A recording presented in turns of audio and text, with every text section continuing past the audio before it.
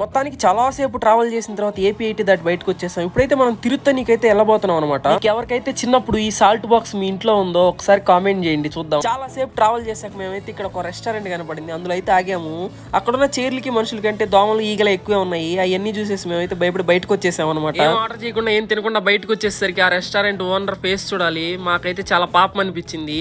మాకు అక్కడ ఏం నచ్చలేదు, మరీ చాలా డర్టీగా ఉండింది అనమాట, అన్హైజీనిక్ గా. మాకైతే రోడ్ సైడ్ ఈ ఫ్రూట్స్ ఇవి కనపడ్డాయి, ఇవైతే తీసుకొని అలా తింటూ సరదాగా మాట్లాడుకునేసరికి తిరుత్తనిలోకి అయితే ఎంటర్ అయిపోయాము. ఎంటర్ అయిపోతేనే చాలా మంచిగా అనిపించింది ఆ వైబ్స్, అక్కడ ఉన్న గాలి. టెంపుల్ అయితే చాలా ఓల్డ్ అనమాట. రీసెంట్ గా పవన్ కళ్యాణ్ గారు కూడా విజిట్ చేశారు. చాలా పీస్ఫుల్ గా ఎంతో బాగా అనిపించింది. మేమైతే వెళ్తూనే డైరెక్ట్ గా క్యూలోకి అయితే వెళ్ళిపోయాము.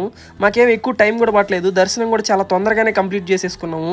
లోపలైతే మామూలుగా వస్తలేదు జనాలు మమ్మల్ని. మొత్తానికి అయితే బయటకు వచ్చేసాం. ఇదే మా అవెంజర్స్ బ్యాచ్ అనమాట. ఇప్పుడు మా బ్యాచ్ అంతా కలిసి తిరుత్తని వదిలి చెన్నైలోకి అయితే వెళ్ళబోతున్నాం. ఇక్కడ ఫన్ మామూలుగా ఉండదు. లైక్ చేసి సబ్స్క్రైబ్